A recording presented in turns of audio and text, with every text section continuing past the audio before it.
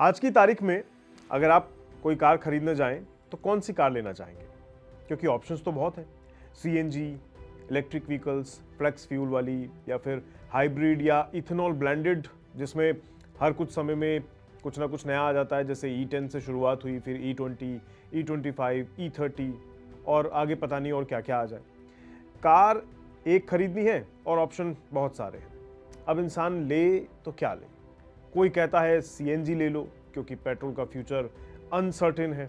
दूसरा बोलता है भैया हाइब्रिड सबसे सेफ ऑप्शन है क्योंकि माइलेज भी मिलेगा और रीसेल वैल्यू भी शायद अच्छी मिल जाए। वहीं कोई सलाह दे देगा आपको कि अभी रुक जाओ क्योंकि सरकार E20 से आगे E30, E85, यहाँ तक कि हो सकता है E100 फ्यूल की भी तैयारी कर रही है, पता नहीं कब क्या आ जाए। और अभी तो ईवी के हिमायती बोलना शुरू कर देंगे कि भैया फ्यूचर तो इलेक्ट्रिक का है, इसलिए पेट्रोल या सीएनजी में पैसा लगाना बेकार है। अब सवाल ये है कि आखिर एक आम आदमी, एक आम बायर करे तो क्या करे? क्योंकि कार कोई मोबाइल फोन तो है नहीं जिसे आप हर 2-3 साल में बदल दें। भारत में एक मिडिल क्लास बायर कार को कम से कम 10 से 15 साल चलाने के लिए ही खरीदता है। कई बार तो लोग उससे ज़्यादा भी चलाना चाहते हैं, लेकिन हमारे देश में भैया पॉलिसी ऐसी है कि 15 साल से ऊपर तो आप चला नहीं सकते गाड़ी। लेकिन ठीक है, क्या कर सकते हैं। पर हाँ, एटलीस्ट 10 से 15 साल की तो उम्मीद लेकर चलेगा ना। लेकिन आज उसे यहाँ ये तक नहीं पता कि 5 साल बाद कार चलेगी किस फ्यूल के ऊपर, मतलब टेक्नोलॉजी कौन सी होगी। गाड़ी ले ली तो कहीं आउटडेटेड ना हो जाए। भैया petrol, CNG, hybrid, flex fuel या फिर ईवी, यही कंफ्यूजन आज भारतीय ऑटोमेकर और ऑटो मार्केट की सबसे बड़ी रियलिटी बन चुकी है। कुछ साल पहले तक भारत में E10 फ्यूल की बात होती थी, यानी पेट्रोल में करीब 10% इथेनॉल मिलाया जाता था। फिर सरकार ने E20 को एग्रेसिवली पुश कर दिया, उसको इंट्रोड्यूस किया। अब डिसीजन हो रहा है कि भैया E25 और E30 इन पे एक्सपेरिमेंट चल रहे हैं, टेस्टिंग चल रही है और ये बहुत जल्दी लागू भी हो सकते हैं। और उम्मीद जताई जा रही है कि E85 और E100 तक भी पहुंचना है, वो भी एक लक्ष्य है, वहां भी जाना है। मतलब 100% इथेनॉल पर गाड़ी चलेगी। और ये कब होगा ये आने वाले वक्त में बताया जाएगा। लेकिन आपकी जानकारी के लिए बता दूं, इथेनॉल एक अल्कोहलिक बेस्ड फ्यूल है जो शुगर केन यानी गन्ना और मेज जैसे क्रॉप्स जो होते हैं इनसे बनाया जाता है। इस समय जिसकी ज़्यादा चर्चा हो रही है वो है E20, यानी वो अभी इस्तेमाल में है। मतलब 20% इथेनॉल और 80% पेट्रोल का मिश्रण, दोनों को मिला के ये तेल बनता है, ये फ्यूल बनता है। इथेनॉल को लेकर सरकार का लॉजिक साफ है, जो कि अच्छे के तरफ है, पॉजिटिव साइड है। भारत दुनिया के सबसे बड़े क्रूड ऑयल इंपोर्टर्स में से एक है, आप जानते होंगे, और अपनी ज़रूरत का लगभग 85% क्रूड ऑयल हम बाहर से खरीदते हैं।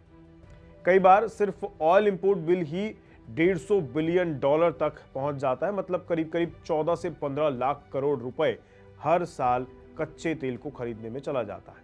अब अगर पेट्रोल में ज्यादा इथेनॉल मिक्स किया जा सकेगा तो ये इंपोर्ट किए जाने वाले तेल की डिपेंडेंसी कम हो जाएगी, अपना जो फॉरेन एक्सचेंज है वो बच जाएगा, और साथ ही साथ भैया किसानों और शुगर इंडस्ट्री को फायदा भी मिलने लगेगा, और पोल्यूशन भी एक हद तक खत्म हो जाएगा, कम हो जाएगा। सुनने में ये पूरा मॉडल काफी शानदार लगता है, सरकार इसी के लिए पूरी तरह कार्यरत है। लेकिन प्रॉब्लम ग्राउंड रियलिटी में शुरू होती है, क्योंकि जो आम बायर है वो क्या करे। अब खुद को एक मिडिल क्लास बायर की जगह रखकर देखिए ना, आप सोचिए उस तरह आपने 12 से 15 लाख रुपए की कार खरीदने का प्लान बनाया। आपका सबसे बड़ा सवाल सिंपल सा है, जो कार मैं आज खरीद रहा हूं क्या वो अगले 10 साल तक फ्यूचर प्रूफ रहेगी? सही सवाल है ना।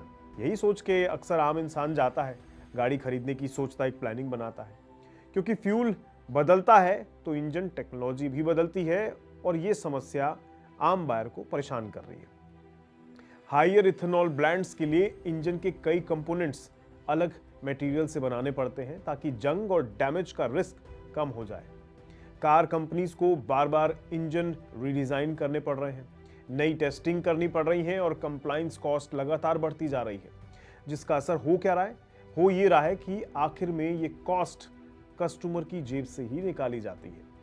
सबसे इंटरेस्टिंग बात यह है कि सरकार खुद स्टडीज करवा रही है कि higher ethanol brands existing vehicles पर लॉन्ग टर्म में क्या असर डालेंगे। अब अगर सरकार खुद भी टेस्टिंग मोड में है तो आम आदमी कॉन्फिडेंटली कैसे बोले कि यही टेक्नोलॉजी फ्यूचर प्रूफ है?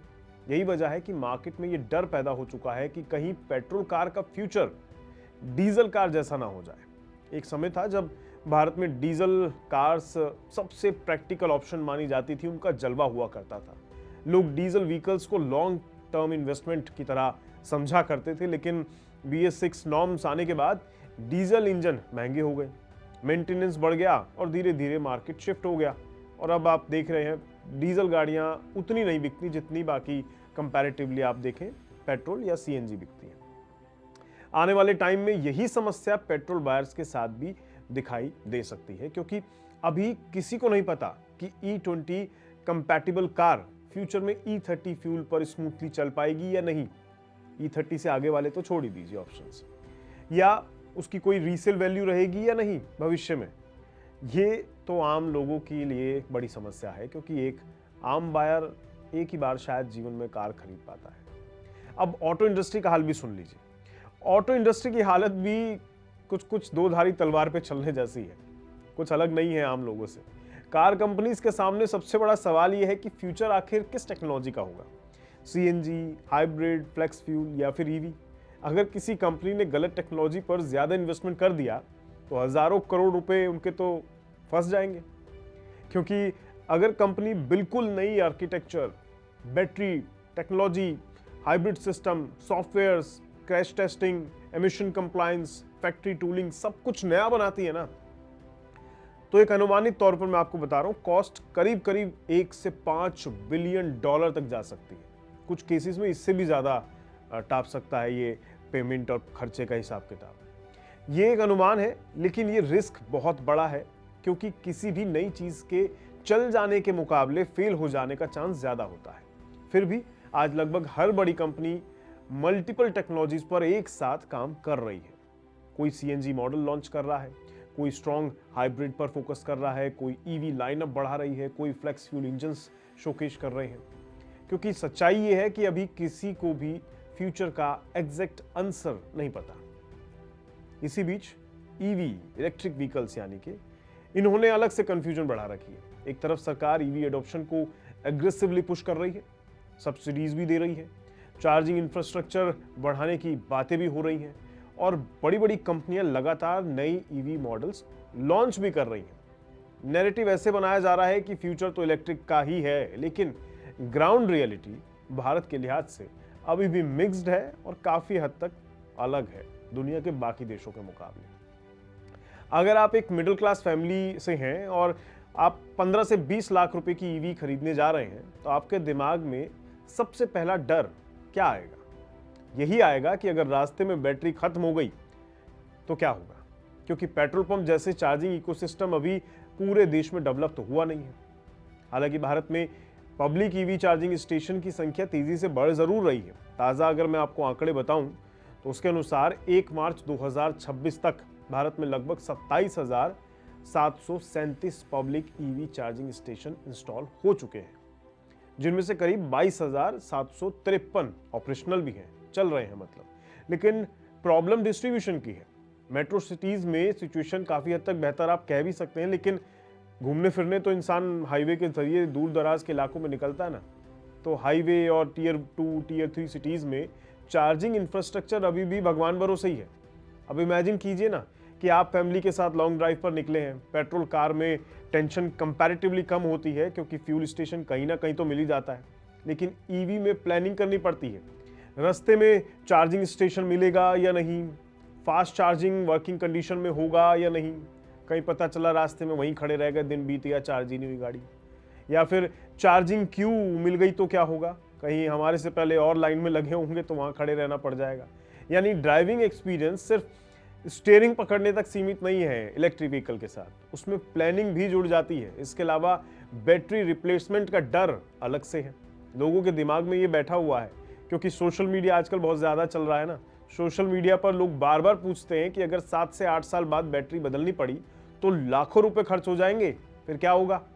हालांकि कंपनीज वारंटी दे रही हैं, टेक्नोलॉजी इंप्रूव भी हो रही है, लेकिन एवरेज इंडियन बायर अभी भी मेंटली फुल्ली कंफर्टेबल नहीं है इस टेक्नोलॉजी के साथ। और ऑनेस्टली देखा जाए ना तो मिडिल क्लास आदमी रिस्क नहीं खरीदना चाहता, स्टेबिलिटी खरीदता है। ठीक है, आज ज़्यादातर ईवी कंपनीज बैटरी पर 8 साल और तकरीबन 1,60,000 किलोमीटर की वारंटी दे रही है, जो कि कम नहीं है, ठीक है, लेकिन 8 साल बाद तो बैटरी बदलनी पड़ेगी ही ना, तब क्या होगा?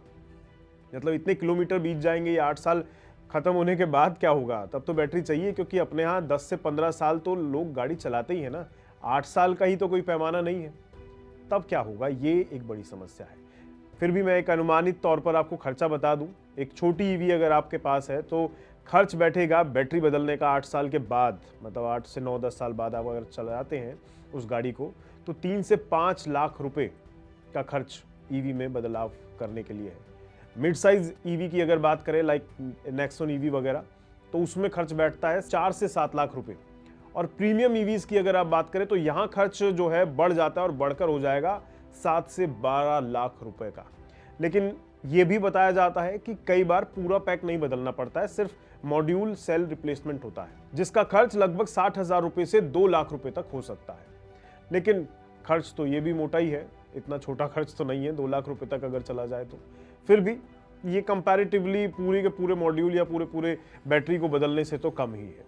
खैर, रीसेल वैल्यू भी एक बड़ा सवाल है लोगों के दिमाग में। पेट्रोल, डीजल और सीएनजी गाड़ियों की रीसेल मार्केट दशकों से एस्टैब्लिश्ड है और लोग ढूंढते हैं ऐसी गाड़ियां मिल जाएं तो सही रहता है। लेकिन ईवी रीसेल मार्केट अभी शुरुआती स्टेज में है। 5 से 7 साल पुरानी ईवी की कीमत बैटरी हेल्थ पर कितनी डिपेंड करेगी, इसका क्लियर लॉन्ग टर्म डेटा अभी भी लिमिटेड है। मतलब कोई खास अंदाज़ा नहीं है कि आप 7-8 साल बाद अगर गाड़ी निकालना चाहें कि भैया 8 साल होने से पहले आप सोचें 1 साल पहले गाड़ी निकाल दूं, तो कितने में जाएगी इसकी कोई गारंटी नहीं है, कोई नहीं जानता। यही वजह है कि कई बार सोचते हैं कि एक्सपेरिमेंट करने से बेहतर है वो लो जिस पर विश्वास हो। और पता है असली कंफ्यूजन पैदा कहाँ होती है? असली कंफ्यूजन पैदा होती है पॉलिसी में क्लैरिटी का ना होना। मतलब थोड़ा कह दूं तो सरकार की तरफ से आम आदमी सिर्फ इतना जानना चाहता है कि ऐसी कौन सी कार खरीदी जाए जो अगले 10 साल तक बिना टेंशन के चलाई जा सके। लेकिन अभी टेक्नोलॉजी पर एक्सपेरिमेंट का फेज चल रहा है, जो जरूरी भी है, गलत नहीं है, क्योंकि हमें तेल से भी पीछा छुड़ाना है और अपने देश को ग्रीन इवोल्यूशन का हिस्सा भी बनाना है। हालांकि इस पूरे कंफ्यूजन में सबसे ज्यादा पिस्ता कौन है?